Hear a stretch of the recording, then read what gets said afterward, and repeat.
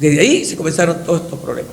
Ahora, del año pasado para acá, gracias a una gestión también, el acercamiento que hemos tenido y la apertura que nos ha dado la Superintendencia de Compañía y la persona del ingeniero Marcos López, puede irse dando ciertos cambios en la que ya ahora en la presentación de los estados financieros se está en cierto modo exigiendo la obligatoriedad de poner su número de registro profesional.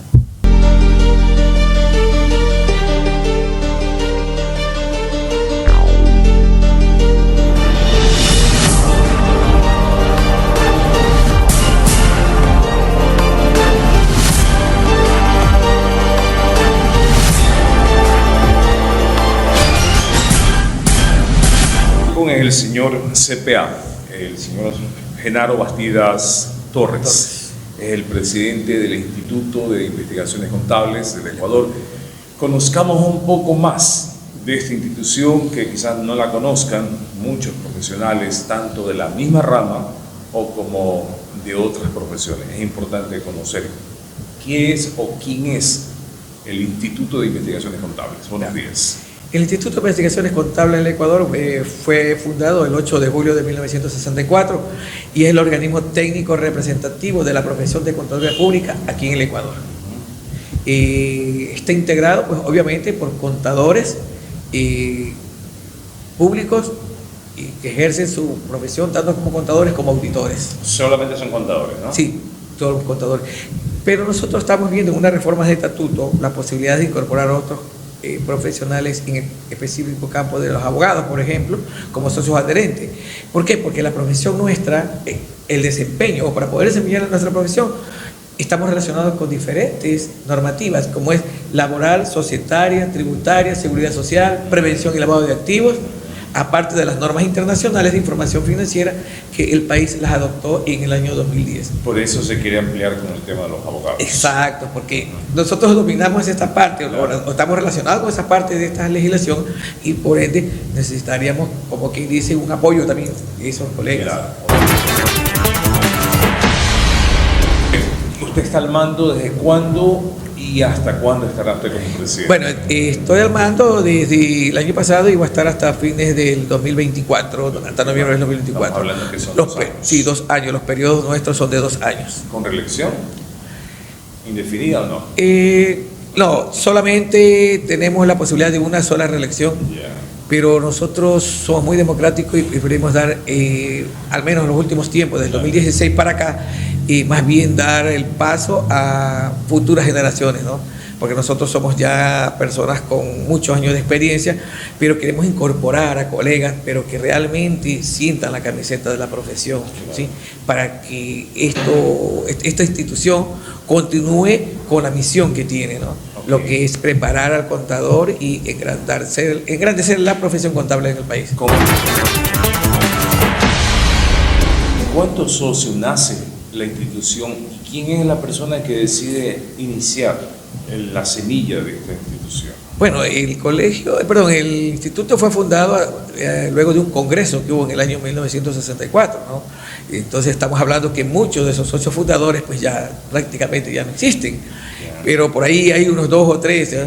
Y en el transcurso del tiempo pues se han incorporado muchos colegas, tenemos colegas como usted podrá ver en la parte superior, ahí están todos los que me han antecedido, y algunos de ellos han estado por 3 ocasiones, por 3 periodos, otros por 2 periodos, otros solo por 1 periodo, pero todos de una u otra forma han dejado su huella dentro de la institución. Hola. ¿Cuál fue la necesidad de crear este instituto?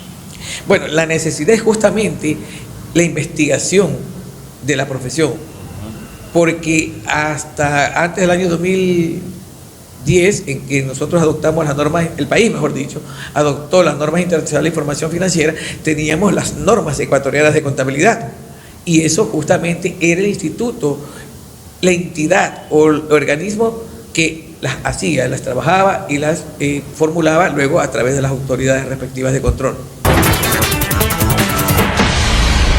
Ahora, este rol que tienen ustedes como institución no lo tiene el Colegio de Contadores, perdió esa visión de defender en todos los ámbitos que ustedes van haciendo. ¿Es por ese motivo que ustedes buscan ese espacio o buscaron el espacio de ir empujando esta idea que en su momento fue levantada por un colega de ustedes? ¿El colegio no cumple con ese rol? O sea, sí los cumple. Lo que ocurre es que nosotros porque los colegios son provinciales, la mayoría, ¿no? Son provinciales, pero el instituto es a nivel nacional y nosotros somos el brazo técnico de la Federación Nacional de Contadores del Ecuador, que es el gremio a donde se aglutinan los contadores a través de los colegios provinciales. ¿Sí? Bien. Ahora, hablemos del tema de ese espacio de importancia que ustedes han generado.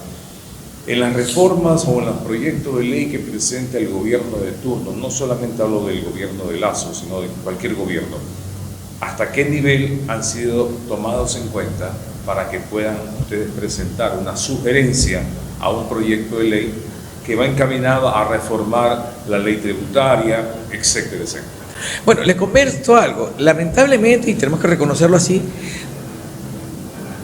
hace tiempo atrás no ha habido la apertura por parte de las autoridades de control y desconozco también si los colegas que me antecedieron no tuvieron la oportunidad o no tuvieron la visión de poder estar inmersos con las autoridades de control para la formulación de este tipo de políticas tributarias. Pero en mi caso yo vengo proponiendo, incluso lo hice en una intervención que tuve en días anteriores, de que nosotros no solamente buscamos el espacio, lo que ocurre es que nosotros como contadores estamos en el día a día de la profesión, junto con las diferentes transacciones que realizan todos los inversionistas, clientes, ¿verdad?, los empresarios. Entonces nosotros conocemos el meollo del asunto, de cómo están las empresas. Y obviamente nosotros tenemos, como que dicen, la información de primera mano para poder sugerir, recomendar, formular recomendaciones para algún tipo de reforma. Ya vamos a analizar la nueva propuesta que hizo el presidente Lasso, la ley reformatoria, pero en todo caso, ¿este gobierno no los ha tomado en cuenta o sí los ha tomado en cuenta? Les comento que ninguno. Nosotros hemos venido trabajando de una forma independiente en ayuda de los profesionales del Ecuador, de los contadores. El Ministerio de Finanzas, el gobierno de Guillermo Lasso, ¿desconoce la existencia de este instituto o ustedes sí le han presentado propuestas? No, nosotros no hemos presentado ninguna propuesta porque ya les digo, nosotros no hemos tenido ese acercamiento con las autoridades del país. Sí hubo en el año 2019, juntamente con mi colega Manuel Pérez, que nosotros, cuando el entonces ministro de Finanzas, Martínez, sacaron o enviaron a la Asamblea un proyecto de reforma tributaria en la que supuestamente se decía que para ahorrarle al empresario o al pequeño empresario costos, se iba a deslindar de la responsabilidad de llevar la contabilidad. Es decir, nos dejaban afuera nosotros, como quien dice. Algo absurdo porque todo negocio para una toma de decisiones necesita tener la información financiera de primera mano. Entonces nosotros nos vimos abocados y presentamos nuestros reclamos y nuestros planteamientos en la Asamblea y juntamente con la Federación Nacional de Contadores y los colegios provinciales asistimos en la época del mes de octubre, más o menos, entre octubre y noviembre del año 2019, en la que justamente el proyecto de ley, que era muy inmenso y luego lo reestructuraron y de allí fue que se formuló la Ley de Simplificación y Progresividad Tributaria en diciembre del 2019. Allí ya se hizo la rectificación y se decía que sí, estaban obligados a llevar contabilidad. En todo caso, nosotros en nuestras intervenciones, tanto a nivel de comisión y como también en el Pleno, se hizo las respectivas planteamientos, porque realmente iba a quedarse en desocupación miles de contadores y por ende a través de ellos sus familias. Entonces se rectificó eso, ¿no? Y de ahí se han venido dando ciertos cambios que igual nosotros los venimos difundiendo, pero lo ideal, lo correcto sería es que tanto la Federación Nacional de Contadores como el Instituto de Investigaciones Contables tengan espacios dentro de estas instituciones de control, llámese Servicio de Rentas Internas, llámese Superintendencia y Compañía, llámese Ministerio de Trabajo, llámese Seguro Social, que son las instituciones que están relacionadas con nuestra profesión. Claro. ¿Hasta qué punto los estudiantes de la carrera de contador conocen de la existencia y ya tienen la idea de decir, bueno, cuando ya sea profesional quiero ser parte? Ese trabajo suyo como presidente, ¿qué tanto ha logrado que esos nuevos profesionales que ya han salido y los que están por salir se entusiasmen por ser parte del instituto? Le indico, tenemos nosotros una parte, diríamos, negativa. Recordemos que en el gobierno de un presidente anterior... ¿De quién? ¿De Lenín Moreno? No, anterior. Rafael Correa. Ya. Él prácticamente destrozó a todos los gremios profesionales porque según él no había una democracia adecuada y lo que hizo fue que no existiera la obligatoriedad de formar parte. Un desbande a nivel de todos los gremios. O sea, ninguna entidad gremial se sentía en la obligación de recibir agremiados. Eso perjudicó a los diferentes colegios profesionales, creando una desorganización total. Entonces, incluso miren, que hasta nosotros somos contadores de vieja data, antiguamente, para ejercer la profesión de contador público, nosotros tenemos que tener la licencia de contadores actualizada para poder presentar estados financieros, declaraciones tributarias. ¿Quién entrega la licencia? La Federación Nacional de Contadores, porque la ley de contadores indica que uno obtendrá una licencia o un registro a nivel nacional a través de los colegios provinciales. Pero vino este señor, desbarató todo y prácticamente la mayoría de los colegios provinciales se abrieron de la federación y cada cual vive por su propia existencia. ¿Qué perjudica de que no estén siendo parte de los gremios y que esos contadores trabajen sin el control del gremio? ¿En qué perjudica? Nos perjudica grandemente porque no hay unidad de criterio en el sentido, por decir, de los mismos ingresos que tenemos los contadores. No hay una tabla, aunque la ley de contadores dice que debe haber, a petición de la Federación, el Ministerio de Trabajo debe presentar o formular un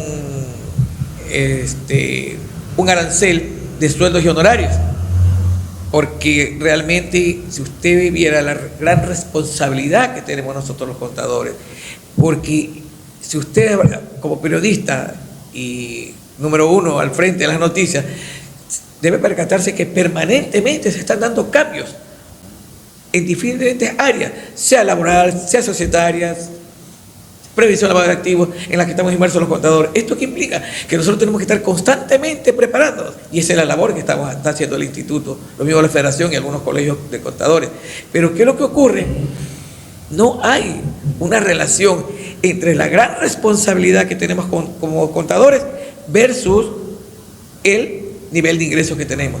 Pero sí hay sanciones drásticas en el Código Orgánico Integral Penal, porque hay hasta prisión en el caso de que se cometa una defraudación tributaria.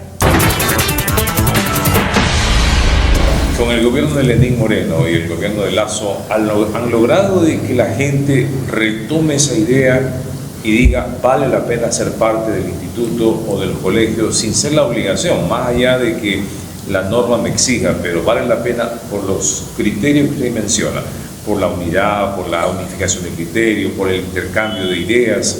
¿Se están entusiasmando nuevamente o sigue la idea de ya no querer ser parte del gremio? Bueno, no es que diga que no están agremiados unos cuantos, pero por ejemplo, a nivel de los que, usted preguntaba, a nivel de los que están egresando, por ejemplo, de la universidad, la mayoría de ellos muchas veces hasta desconocen de la ley de contadores.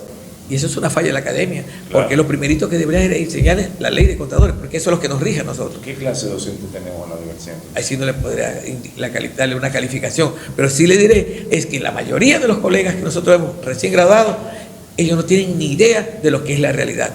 La experiencia práctica o la práctica diaria es la que nos da a nosotros un cabal conocimiento. Los chicos que salen de la universidad, como todos hemos salido, lo que ocurre es que en los últimos tiempos ha habido tantos cambios en la profesión nuestra que ha sido una de las más perjudicadas, diríamos así, en el sentido de que hace 20 años atrás hubieron cambios, fueron los primeros cambios en la que no hubo un respeto por la normativa, que es la ley de contadores, que reconoce solo dos títulos de contadores, contador bachiller y contador público autorizado. se dio la ingrata tarea, por decirlo así, por no decir otra palabra, las instituciones de educación superior, de emitir títulos de licenciados, ingenieros, doctores en contabilidad y auditoría. Entonces, que han abocado en el sentido de que nosotros, muchos nos hemos sentido hasta como enemigos entre nosotros mismos, porque muchos, por decir, la Universidad Estatal de aquí da el título de, o daba, porque ahora ya hay una nueva reforma, el título de contador público autorizado, y eso es lo que reconoce la ley, o sea, se apegó la universidad a la ley de contadores. Pero otras universidades dentro de la misma ciudad y fuera de la ciudad, a nivel nacional, dan títulos de licenciados, doctores, ingenieros. ¿Pero eso está aceptado por los órganos de control o qué?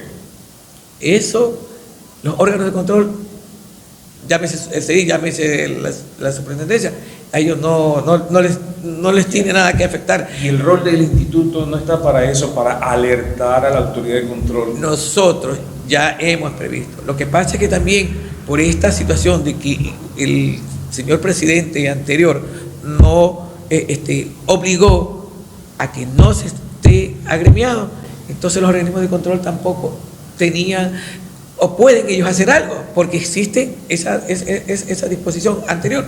Estamos trabajando en eso para eliminar eso y volver a agremiarnos. Por decirle, por el año 2000, antes que se creara el Servicio de Rentas Internas, se llamaba la Dirección General de Rentas a través del Ministerio de Finanzas. Hasta allí era la obligatoriedad de nosotros tener nuestra licencia profesional. El primer golpe que sentimos fue cuando se creó el SRI. ¿Qué pasó?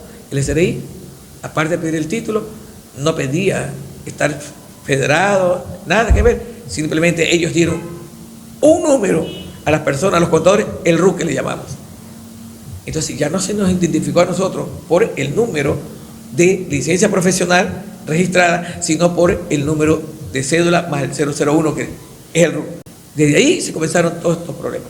Ahora, del año pasado para acá, gracias a una gestión también y el acercamiento que hemos tenido y la apertura que nos ha dado la superintendencia de compañía y la persona del ingeniero Marcos López, puede irse dando ciertos cambios en la que ya ahora en la presentación de los estados financieros se está en cierto modo exigiendo la obligatoriedad de poner su número de registro profesional.